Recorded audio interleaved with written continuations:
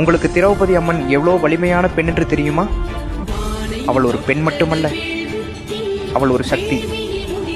அவள் அக்னியில் பிறந்தவள். அவளை அவமதித்த போது அவள் மௌனமாக இருக்கவில்லை. அவள் தலை குனியவில்லை. அவள் நீதியை கேட்டாள். அந்த ஒரு தருணம் ஒவ்வொரு பெண்ணுக்கும் ஒரு பாடம்.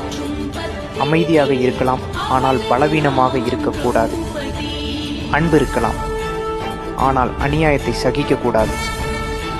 நினைவில் வை, நீ ஒரு பெண் மட்டுமில்லை, நீயும் ஒரு சக்தி. நீ நீதிக்காக நிற்கும் பொழுது திரௌபதி அம்மன் உன்னுடன் நிற்கிறாள். ஒவ்வொரு பெண்ணும் திரௌபதி அம்மன் மாதிரி தன்னம்பிக்கையுடன் இருந்தாள். அவளை யாராலும் தாழ்த்த முடியாது.